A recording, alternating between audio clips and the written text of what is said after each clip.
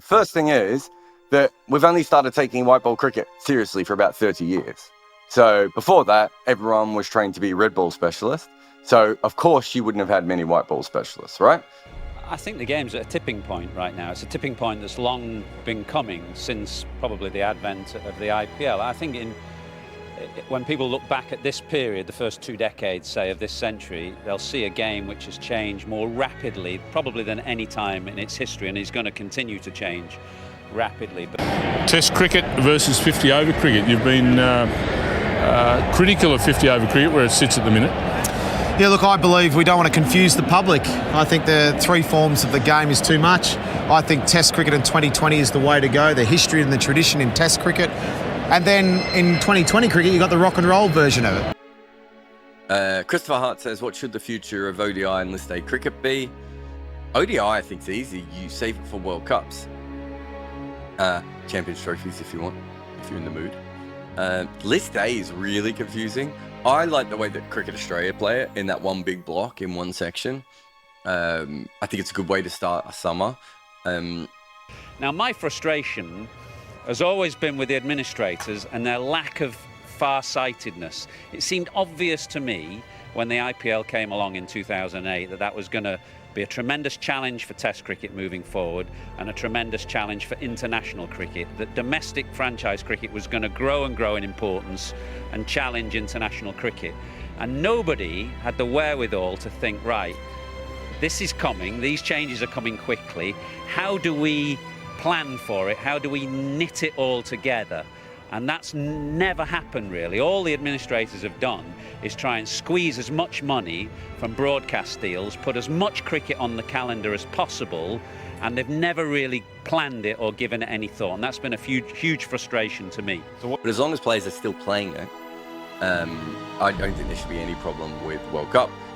Plus, you would play friendlies coming in. We already see now, there aren't that many T20s played in general until there's a World Cup coming up and suddenly everyone's playing a T20 international, aren't they, coming in? One day cricket, you could have a very similar system, which I really like. So cut down on the volume of bilateral series if you want all 3 formats of the game to survive. That is 50 over cricket, 20 over cricket, test match cricket. Emphasis, like Owen said, I feel is going to go in that direction. Test cricket, 20 over cricket, just because of the franchise model. 50 over cricket might be pushed back, but it can still survive if you focus just on the World Cup. It's called limited overs cricket, but in some ways it's a limited form of cricket. That all the dismissals are not always available to you, all the fielding positions are not always available. Also, the pitches are flatter, so that helps very good stroke makers. And the balls are absolutely garbage. White balls are terrible. We don't talk about this enough. They're disgusting, they're painted. We have to have 2 of them in a one-day game because they don't even last, right? So that, again, gives huge advantage to someone who's just going to play through the line. If you're the sort of player who can play through the line all day, you will be successful in white ball cricket more often than not. If you try and do that in red ball cricket, the balls wobble around a little bit. They do things. Generally, they stay harder. They spin more. They bounce more. They do all the sorts of things that it's completely different. So it is a completely different sport.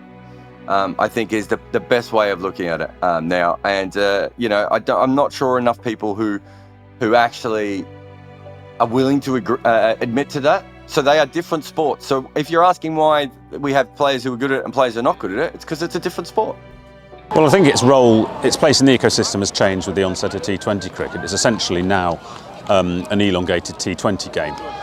Not quite, they're not quite blazing away from ball 1, although England have sort of redefined it a bit since the one-day revolution under Morgan, starting in 2015 when they scored 400 against New Zealand at Edgbaston. That was the moment really where they decided to attack from ball 1. And I think ODI cricket to survive has to be played like T20 to capture the imagination of the public.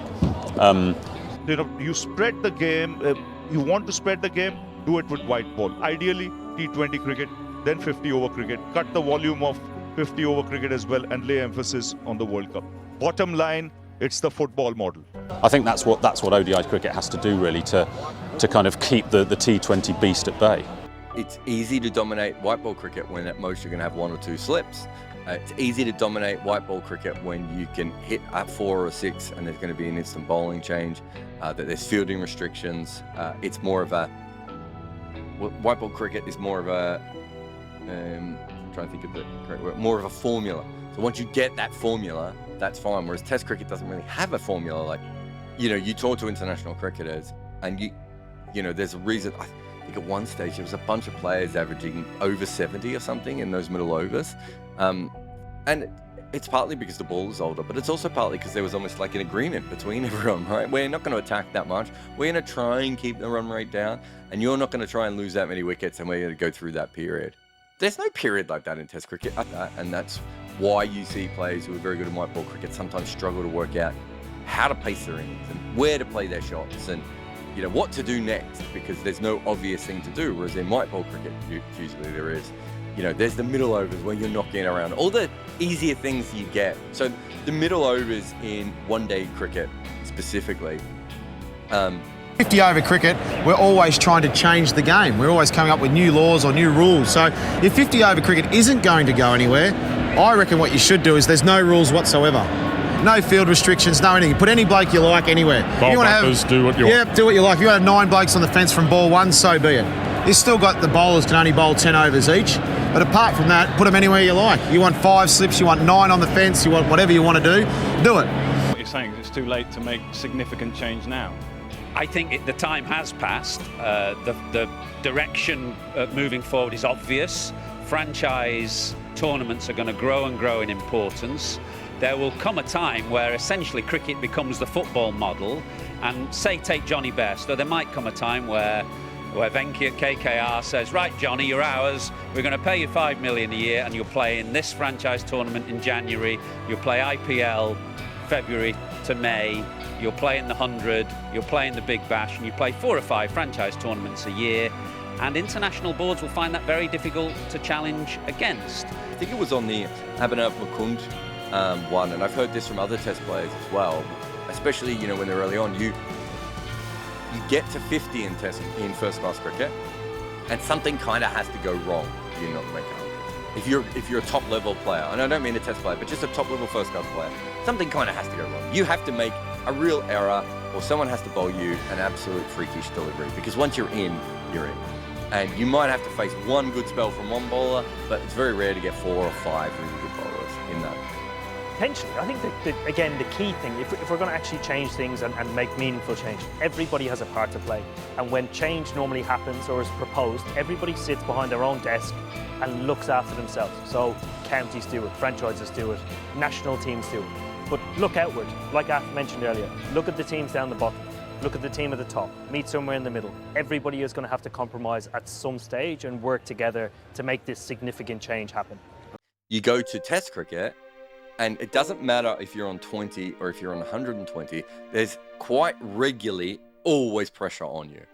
And there is no drop-off, right? After you score a 50, there is no drop-off of, oh, I'm in now I'll knock it around and try and get up to my 100. And so that is something alien to the white ball game.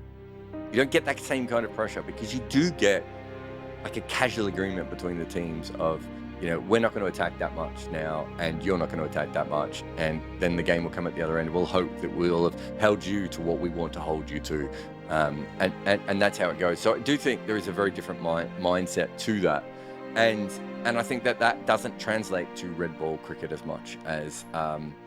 I don't think so. I think they can live next to each other. Test cricket for the better countries. Then ODI cricket for the lesser countries, for all countries basically, but T20 cricket is for the real surprises in world cricket.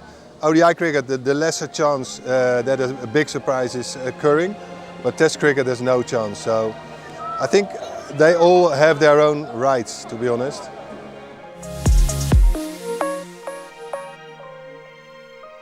The more runs that you make, the more that the average would go up. I'd say that fundamentally it's a different sport than what ODI cricket used to be. I think that outside of Sri Lanka's mini revolution and a couple of things that New Zealand did and the sort of Michael Bevan role, I still think that players thought about it as a normal form of cricket, and that's not T20 cricket has dragged it in such a new direction that I don't think people now sit down and think of ODI cricket as a normal, as red ball cricket, but just for 50 over. There probably is. I think what the public want to see in any form of cricket is a battle between bat and ball. They don't want to see a road of a wicket that produces 600 plays 500. They want to see a contest between bat and ball. And if you get a contest, that makes interesting cricket. And generally when you get a bad wicket, that's when you see good test matches because it brings it back to a level field. So I would have been creating or getting the curators to make sure there's a bit more of an even battle, especially on day one.